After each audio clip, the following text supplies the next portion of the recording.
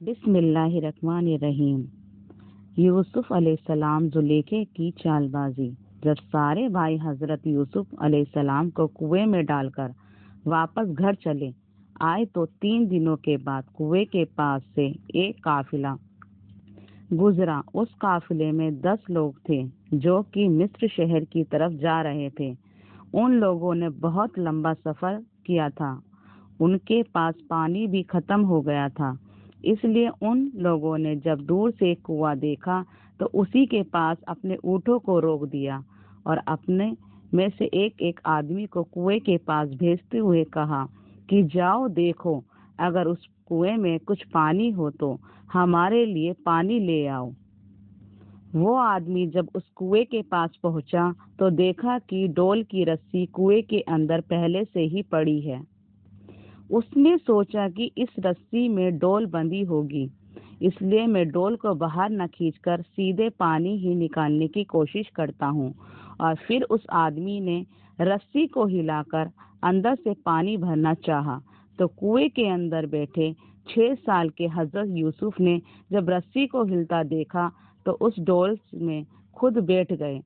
बाहर उस आदमी ने समझाया कि डोल शायद बहुत बड़ी है, इसलिए उसमें पानी ज्यादा आ रहा है। तो उसने सारा जोर लगाकर डोल को ऊपर खींचा। जैसे ही डोल बाहर निकली और उस आदमी की नजर डोल में बैठे हजरत यूसुफ अलैहिस्सलाम पर पड़ी, उसके तो होश उड़ गए। अल्लाह ताला ने आदमियों में सबसे ज्यादा खूबसूरत हजरत यूसुफ अलैहिस्सलाम को बनाया था और औरतों में सबसे ज्यादा खूबसूरत हजरत आदम अलैहिस्सलाम की बीवी हजरत हव्वा को बनाया था। उस आदमी की नजर जैसे ही हजरत यूसुफ अलैहिस्सलाम पर पड़ी तो चिल्लाने लगा, ए मेरे साथियों, देखो ये मेरे हमें कैसा खूबसूरत गुलाम कुएं के अंदर से मिला है। सारे काफिले वाले दौड़ते हुए आए। हजरत यूसुफ की खूबसूरती को देखकर हैरान रह गए। काफिले के सरदार ने कहा कि जल्दी से इस बच्चे को सामान में छुपा दो। मुझे तो लगता है कि ये बच्चा किसी का गुलाम है और भागकर इस कुएं में आ बैठा है।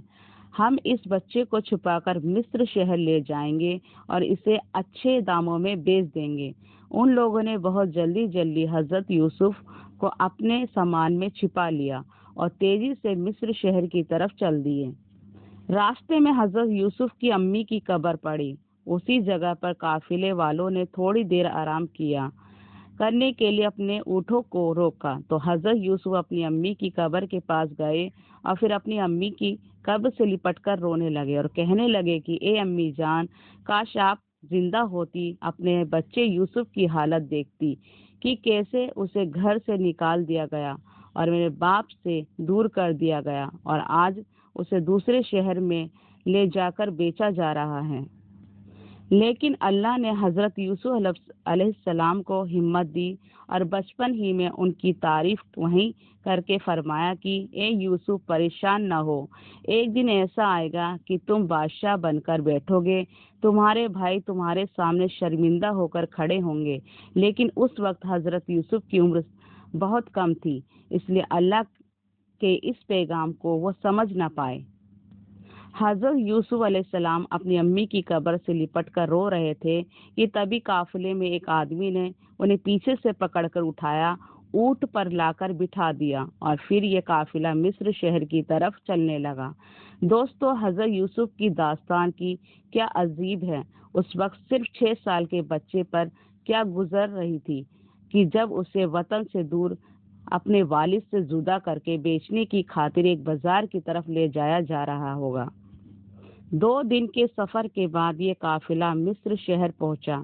इन काफिलों वालों को बराबर डर लग रहा था कि कहीं इस बच्चे यूसुफ के मालिक न आ जाएं और हमसे ये बच्चा छीन न लें। इसलिए उन लोगों ने हजूर यूसुफ को मिस्र के बाजार में बहुत सस्ते दामों में बेच दिया।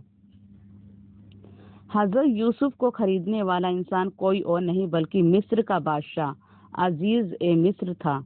उसने जब बाजार में हजरत यूसुफ को बिकता हुआ देखा तो उसने हुक्म दिया, ये खूबसूरत बच्चा मैं खरीदूंगा।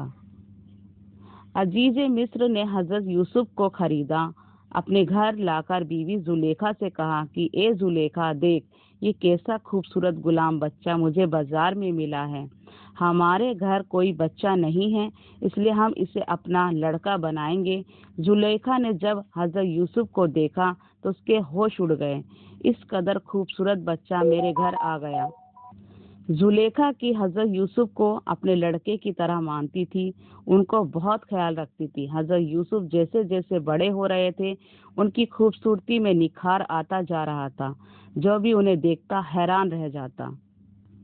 اس وقت مصر شہر کا ماحول بہت خراب تھا۔ عورتیں بے پردہ گھومتی تھیں اور مردوں میں گندے رشتے بنا کر رکھتی تھی۔ وہ لوگ اللہ کو نہیں جانتے تھے بلکہ بتوں کی پوجا کیا کرتے تھے۔ حضرت یوسف علیہ السلام بادشاہ عزیز مصر کے محل میں شہزادوں جیسی زندگی گزارتے تھے۔ عزیز مصر نے اپنے خزانے حضرت یوسف علیہ السلام کے لیے کھول دیے تھے۔ وہ جو چاہیں اور جیسا چاہیں خرچ کر سکتے ہیں۔ حضرت یوسف علیہ السلام بہت نیک مزاج لڑکے تھے اور اپنی ماں زلیخا اور اپنے والد عزیز مصر کی خوب خدمت کیا کرتے تھے۔ وقت گزرتا گیا اور حضرت یوسف 16 سال کے ہو گئے۔ بادشاہ کی بیوی زلیخا جو ابھی تک حضرت یوسف کو اپنے بیٹے کی طرح مانتی تھی، لیکن کچھ دنوں کے بعد حضرت یوسف کا حسن دیکھ کر زلیخا بھی ارادے بدلنے لگی۔ وہ حضرت یوسف کو گندے ارادوں سے چھوتی، انہیں اپنی خوبصورتی دکھا کر اپنی طرف مائل کرتی۔ لیکن حضرت یوسف ایک نبی کے لڑکے تھے، ان کے اندر اللہ کا ڈر کوٹ کوٹ کے بھرا ہوا تھا، اس لیے وہ اپنی ماں زلیخا کے بارے میں ایسی گندی بات کبھی سوچ بھی نہیں سکتے تھے۔ آخر ایک دن زلیخا نے دیکھا کہ میرے شوہر کسی کام سے محل کے باہر گئے ہوئے ہیں، تو اس نے خود پر قابو نہ رکھ کر حضرت یوسف کو اپنے کمرے میں بلوایا۔ وہ کمرہ ایسا بنا ہوا تھا کہ اس کمرے کے تک پہنچنے میں 7 لوہے کے مضبوط دروازے لگے ہوئے تھے۔ زلیخا نے حضرت یوسف کو اندر لا کر ہر دروازے پر ایک مضبوط تالا لگا دیا اور دروازوں کے باہر محل کے درباریوں کو کھڑا کر کے کہہ دیا کہ جب تک میں اجازت نہ دوں اندر کسی کو بھی آنے مت دینا۔ پھر زلیخا حضرت یوسف کو لے کر اپنے بیڈ پر جا کر لیٹ گئی۔ حضرت یوسف کھڑے تھے اور زلیخا سامنے بستر پر لیٹی حضرت یوسف کو اپنے ہاتھ گندا کام کرنے کے لیے بلا رہی تھی۔ زلیخا بھی بہت زیادہ خوبصورت تھی، کیونکہ بادشاہوں کی بیویاں عام طور سے خوبصورتی ہی ہوا کرتی تھی۔ بادشاہ اپنے پورے ملک میں سب سے خوبصورت لڑکی سے ہی شادی کیا کرتے تھے، تو بادشاہ کی بیوی زلیخا بھی حسن کی مالک تھی کہ اس کی بھی خوبصورتی دیکھ کر لوگ حیران رہتے تھے۔ لیکن زلیخا کا دل آج حضرت یوسف پر آ گیا تھا اور وہ اپنے بیڈ پر لیٹی حضرت یوسف کو گناہ کی دعوت دے رہی تھی۔ حضرت یوسف علیہ السلام پہلے تو زلیخا کے ارادے سمجھ نہ سکے، کیونکہ حضرت یوسف زلیخا کو اپنی ماں سمجھتے تھے اور انہیں امی کہہ کر بلاتے تھے۔ لیکن زلیخا نے آگے بڑھ کر حضرت یوسف کا ہاتھ پکڑا اور انہیں اپنی طرف کھینچا تو حضرت یوسف بھی زلیخا کے ارادے سمجھ گئے۔ قرآن نے اس منظر کو کچھ اس طرح بیان کیا ہے کہ جس وقت زلیخا نے حضرت یوسف کو اپنی طرف بلایا تھا تو حضرت یوسف کا بھی کچھ ارادہ بنا، کیونکہ وہ بھی ایک نوجوان لڑکے تھے۔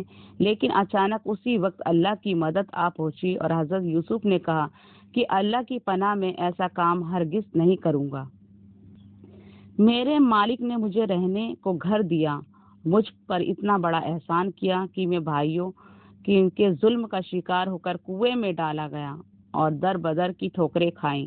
آج میں اس حال میں شہزادوں والی زندگی گزارتا ہوں، اس لیے میں اپنے مالک کو کبھی دھوکہ نہیں دے سکتا۔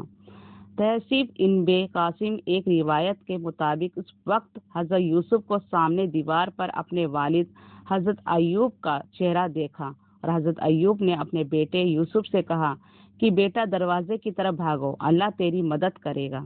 دروازے کا نام سن کر حضرت یوسف کو خیال آیا کہ زلیخا نے تو سارے دروازوں پر مضبوط تالے لگا رکھے ہیں، تو میرا پھر دروازے کی طرف بھاگنے سے کیا فائدہ۔ لیکن پھر اللہ کی طرف سے حضرت یوسف کے دل میں ایک بات ڈالی گئی کہ اے یوسف، تم دروازے کی طرف بھاگو تو صحیح، پھر میری مدد دیکھنا۔ حضرت یوسف علیہ السلام نے دروازے کی طرف دوڑ لگا دی۔ زلیخا حضرت یوسف کو پکڑنے کے لیے پیچھے دوڑی۔ دروازے پر پہنچتے پہنچتے زلیخا نے پیچھے سے حضرت یوسف علیہ السلام کا کرتا پکڑ کر گھسیٹا۔